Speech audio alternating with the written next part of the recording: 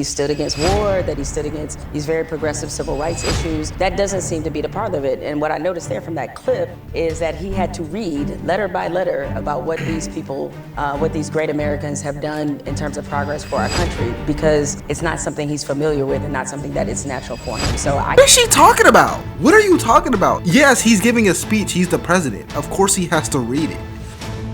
Executive order I signed last month, this new beautiful outdoor statue park. It's going to be a statue park. It's going to be unbelievable. We're picking the final sites now. It's between various states that want it very badly. We'll honor hundreds of our greatest Americans to ever live, including countless Black Americans, icons.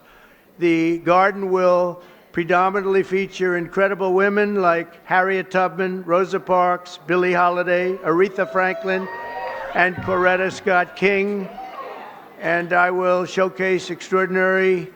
It will be something very extraordinary. It's going to be producing, we're going to produce some of the most beautiful works of art in the form of a statue from men like Frederick Douglass, Booker T. Washington, Jackie Robinson. What a great athlete that was. So if you were going by a lot of the Democratic talking points, you would have probably assumed that Donald Trump got rid of Black History Month. But he didn't get rid of Black History Month. He changed the name to National Black History Month. And now he's talking about building statues of prominent Black figures at the White House. As we all know, Democrats or people who don't agree with Trump, because a lot of Republicans also don't agree with Trump, have a problem with this. They do not like the fact that he's building statues of prominent Black figures. They don't like the fact that he changed the name of Black History Month to National Black History Month. They don't like this. This is not about my support for him or nothing. I just have a real genuine question. If Donald Trump didn't build no statues, there would be a problem. But if he did build statues, there would also be a problem. If he got rid of Black History Month, there would be a problem. If he didn't get rid of it, there would also be a problem. It kind of feels like, and don't shoot the messenger, there's a problem with everything he does.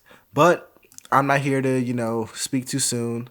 Let's get into it. Was Martin Luther King Jr., Muhammad Ali. He's not a bad athlete. What do you think, Muhammad?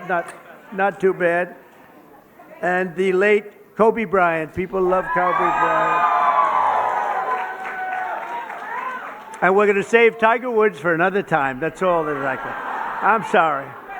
During Black History Month, we pay tribute to these heroes and to so many others, but not simply because they're Black heroes, but also because they are truly American heroes who inspire all of us, very much so. And we got the highest vote, and one of the big reasons I'm president today is because of the Black vote, and I always appreciate it. So this is a very special time. It's Black History Month. We love you all. We're going to work with you. We're going to make America greater than ever before. We're going to do it together. And I want to thank you all for being here. It's an incredible honor. Boy, oh boy, oh boy, oh boy, oh boy. So we got to... So he basically said he loves Black history. And this video is from the conservative perspective. Thank you for putting this together. But people, bro, it is so crazy how people lie so aggressively online. Like, from an online perspective, you would assume that he hates Black people. You really would. But in this video, he said, well, I love Black people. I'm building statues for them. So my thing is, what is it? Like, what is it? Does he hate him? Does he love him? What is going on? There are going to be statues of Kobe Bryant and Muhammad Ali. So it just seems a little hypocritical that you would be doing everything in your power to sort of outlaw the teachings of what, say, a Muhammad Ali stood for. Like, are you going to tell people that he stood against war, that he stood against these very progressive civil rights issues? That doesn't seem to be the part of it. And what I noticed there from that clip is that he had to read letter by letter about what these people, what these great Americans have done in terms of progress for our country, because it's not something he's familiar with and not something that is natural for him. So I can... Wow. What is she talking about? What are you talking about? Yes, he's giving a speech. He's the president. Of course he has to read it. Like, here's my problem. It's not even really what has to do with Trump necessarily. It more so has to do with them being unfair or having unfair journalism. When you're critiquing Donald Trump, a big criticism would be if he didn't know how to say their names, or he didn't have a list or an outline for who was getting a statue. If he just says something like, "Oh, we're putting a statue up for some black people," that would be racist. But what he did was he wrote the names down so he didn't forget it. He said the names. He gave homage to these people, and you're still mad. I understand you're left leaning and you don't support Trump, but at least be fair. Don't just be like, "Oh, he's an evil person. I don't care what he does." You got to be a little fair. I guess God bless you if you've never been to the White House and maybe you looked at it as some kind of great experience. But everything this president has stood for and done in the last decade or so has been a complete rejection of what Black history is. Abel, how do you square what Jamel is saying there, that this White House, this administration has spent so much time, especially in the last month, denigrating diversity as even a concept? And actually, let me just go ahead and play this because I think it's instructive to hear exactly what they have been saying. Listen. I think the single dumbest phrase in military history is "our diversity is our strength." My son is in a public school. He takes a class called African American History. If you're running an African American history class, could you perhaps be in violation of this court order, of this executive order? I'm not quite certain, and I'd like to look into it further and get back to you on that. You can have DEI in water coolers and universities. I disagree with that. But lives aren't impacted with DEI at universities. It is impacted here. I just want the best and the brightest, keeping Americans safe. Okay, so Why are they intentionally missing the point? Why are they intentionally trying to miss the point of what they're saying? They're not saying that DEI is wrong and that they don't want black people or they don't want women or they don't want Latinos or Asian people. They're saying they want the best people, point blank, period. That's the backbone of what they're saying. And I'm not saying this because, I'm a super... No, I'm saying this because I'm an engineer. I work in defense. I'm not going to say where, but I'm an engineer. The stuff that they're doing will probably affect me. I'm not going to say how or in what regard, but it probably will. But what they're saying is not a crazy thing to say.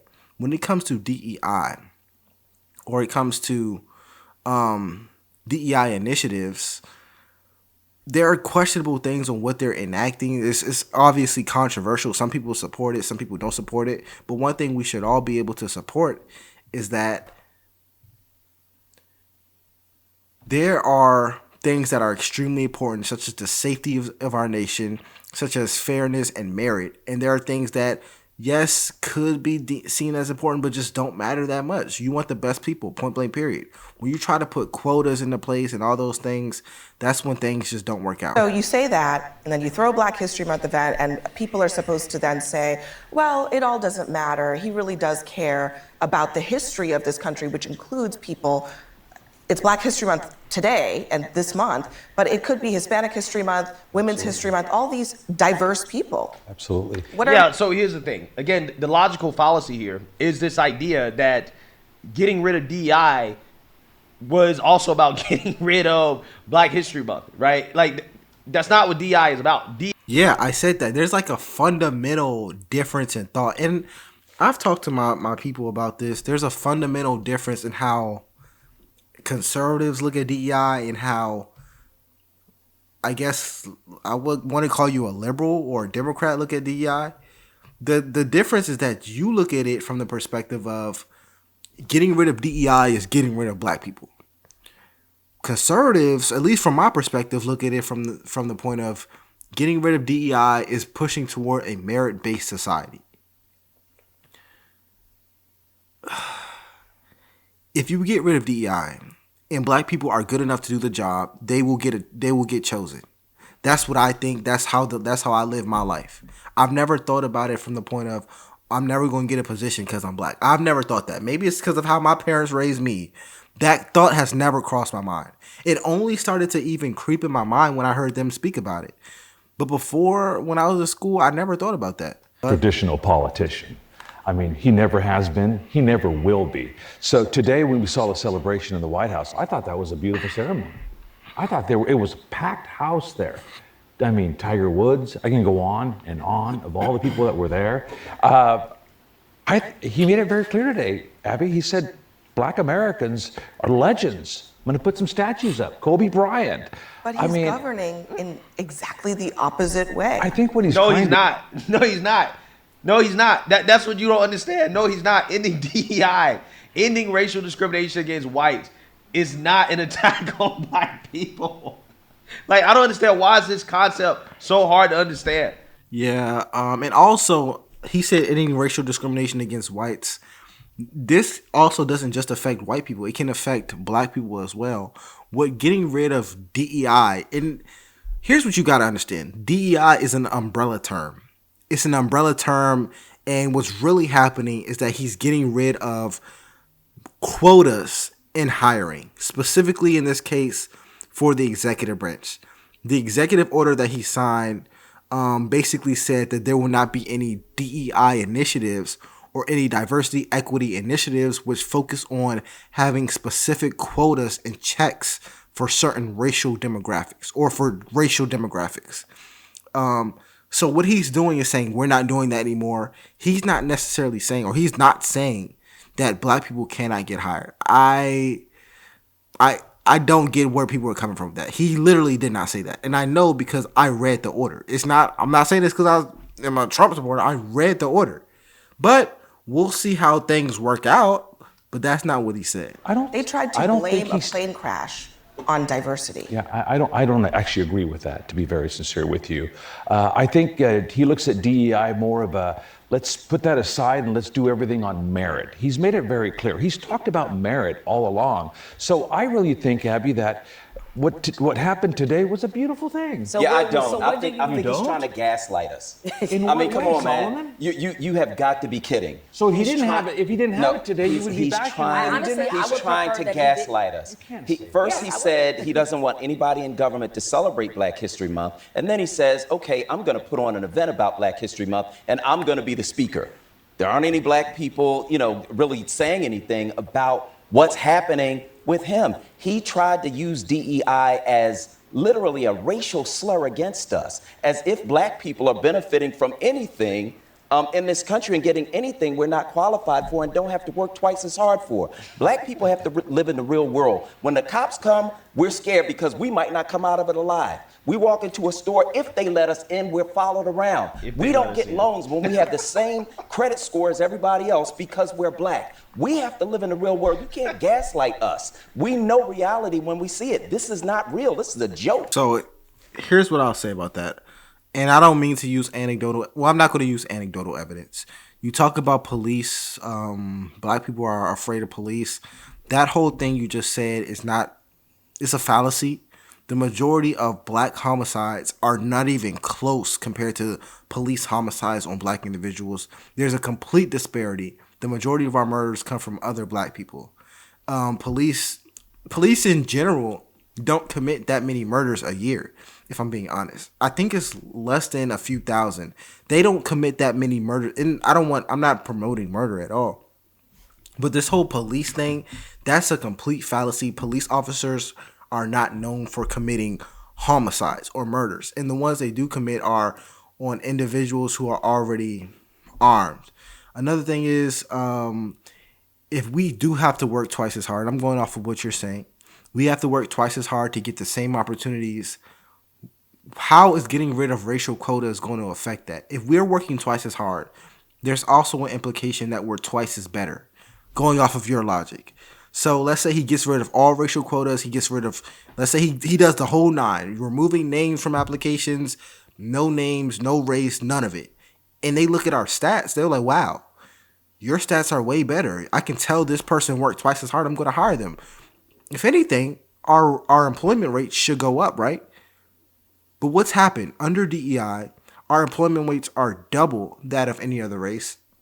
Under DEI, even our poverty rates are still one of the lowest in the country. So we have all these disparities. We have all these negative things happening in the black community. How come they're not improving? And I'm saying this because we've had DEI for years. And you're saying we're working twice as hard and we've had DEI. How come we're not steadily progressing? But What do I know? I'm going to end that here. Let me know what you all think about this video. My name is LFR JoJo, and I'll see you on the next one. Peace.